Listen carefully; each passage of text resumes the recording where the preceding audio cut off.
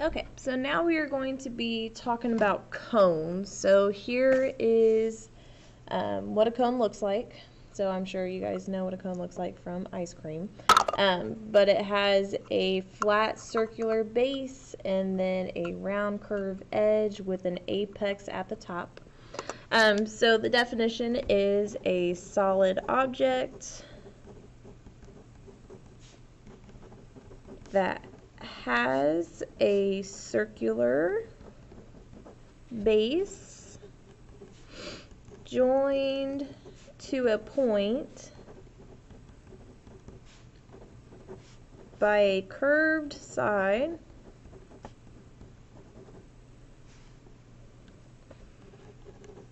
where the point is called a apex.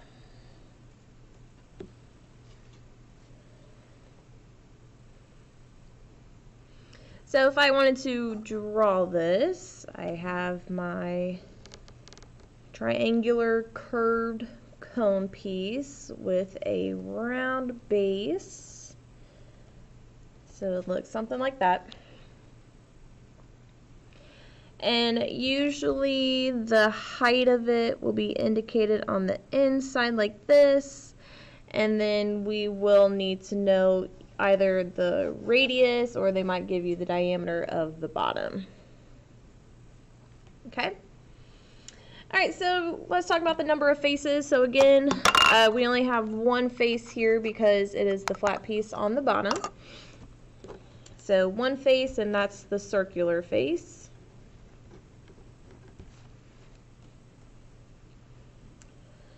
Number of edges, so remember edges is talking about where two faces meet, but we only have one face, which means that we have no edges. And the number of vertices is talking about where three edges meet, and if we have no edges, then that means that we're not going to have any vertices, okay? Some people, though, may say that the top of this is a vertice, the apex. So you could put like your one apex off to the side, but if there's no edges, then there's not going to be any vertices, okay? All right, so let's talk about the slices. So again, I have my Desmos here. So if we have the horizontal slice, so I'm cutting my cone horizontally, notice how we do have a circular slice. And then if I were to cut it vertically, notice how we have a triangle. So when we cut it vertically, we have a triangle, and when we cut it horizontally, we have a circle. So horizontal was the circle, and vertical was the triangle. Alright, so when we go to talk about the net, again, we are opening up this figure and laying it down flat on a two-dimensional plane. So here I have my cone. Watch what happens when I open it up. The base stays, and then the curved side starts to open, and when we lay it down flat, this is what it looks like. So it kind of looks like a person, I guess.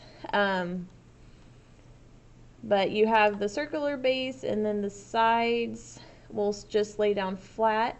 And if I were to bring it back up, that's what it would look like. Okay, so if I were to draw this, once again, I have my circle base, and then my cone I'm going to come out like this, and obviously I'm not the best drawer, but it is okay. And it may look something like that, okay?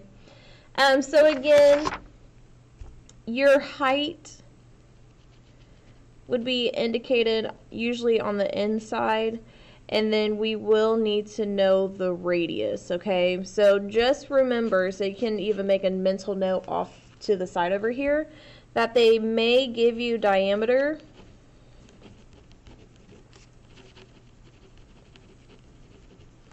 So you will need to find the radius from the diameter by dividing by 2.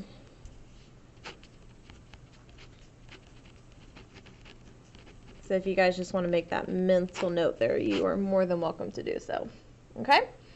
So remember, pause the video at any time if you need to catch up, but I am going to go ahead and move on to some examples. So we do have a volume formula for a cone, and that volume formula is 1/3 area of the base times height. So again, capital B is talking about the area of the base, and in this case we have the area of the circle. So we are going back to our area formula of a circle, which is the pi r squared. So notice how the pi r squared h was our volume formula of a cylinder, but then since we're talking about a cone now, we're taking 1/3 of it. So that will give us our volume, okay? So let's do some examples. So first one says use 3.14 for pi. So start with your volume formula, which is that 1/3 pi r squared h. Next, you guys need to substitute into the formula. So they're telling you to use 3.14 for pi, and then you're just going to drop down that 1/3. Remember, r means radius, and radius is talking about the distance halfway through our circle, but they give us the line that goes all the way through the circle. So they give us diameter. So in order to get the radius from the diameter, we need to divide by 2. So if I were to take 16 divided by 2, that will give me a radius of 8. So I need to make sure that I plug in 8 for my radius and not 16. Okay. Then I square it and then times the height. So the height of our cone, talking about how tall it is 17. And then I can go ahead and start simplifying. So I need to first take my exponent, which is 8 squared. So 8 squared is 8 times 8, which is 64. And then I can take 64 times 17 times 3.14 times 1/3.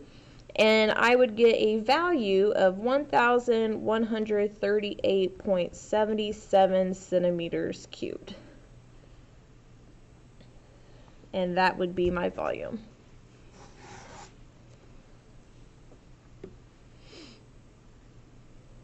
Okay, so moving on to the next one. Now we are going to keep our answer in terms of pi, which means that we are not going to substitute 3.14 in for pi.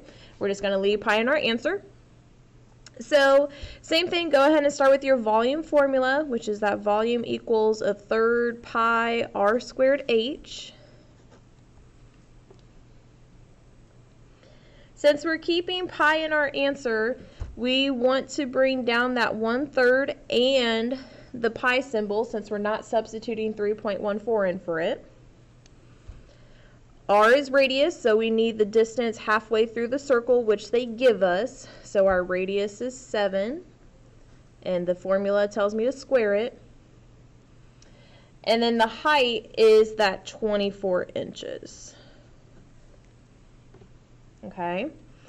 So once you substitute everything in, you guys can now simplify. So first you need to take 7 squared. So 7 squared gives you 49.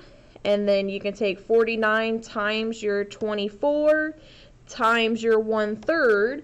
And then don't multiply pi in there because we need to keep pi in our answer. So if I were to multiply those three numbers, I would get 392. And then I just need to bring down that pi symbol. And then we are in inches, and since we're talking about volume, it will be cubic inches.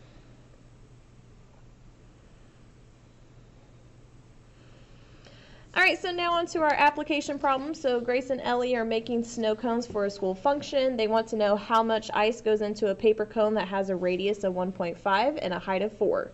Write the formula, show the substitution, and work. And use 3.14 for pi.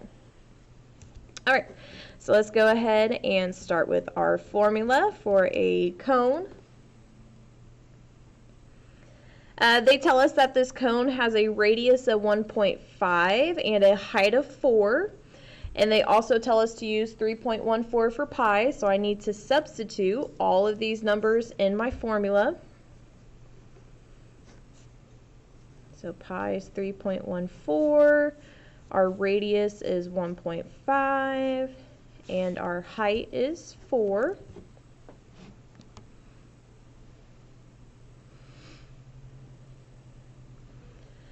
And then once I substitute everything in, I can now simply solve it and simplify. So make sure that you do your 1.5 squared first, because a PEMDAS exponent comes first before multiplying.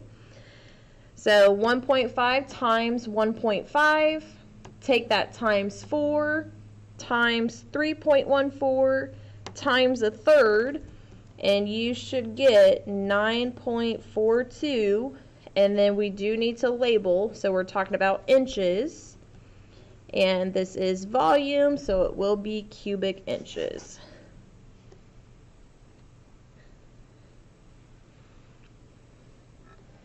All right, now on to our last application problem. So I want you guys to try this on your own. So go ahead and pause the video and try this one on your own. And then when you are ready, go ahead and press play, and I will give you the answer to see if you're correct or not. All right, so you guys should be done with this one. So it says Mr. Washington is building a storage shed in a conical shape. The base of the shed is 4 meters in diameter, and the height of the shed is 3.8 meters. What is the volume of the shed? So you guys should have started with your volume formula of a cone. They tell you that 4 was talking about the diameter, so you should have not plugged in 4 for R. You should have first taken 4 divided by 2 to get the radius. So your radius is actually 2 meters. So that's what you should have plugged in for the radius. And then they do tell you that the height of it is 3.8. Okay, so that should have been your substitution. So a lot of students just see all the numbers and they try to go fast with it, but you have to remember, if they give you diameter, you need to cut it in half in order to get the radius. All right, then last step is just simplifying. So take 2 squared, which is 4, times 3.8, times 3.14, times a third, and then you should have gotten 15.9 meters cubed.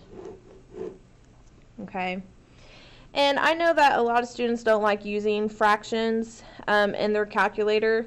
So remember, a third is the same thing as dividing by 3.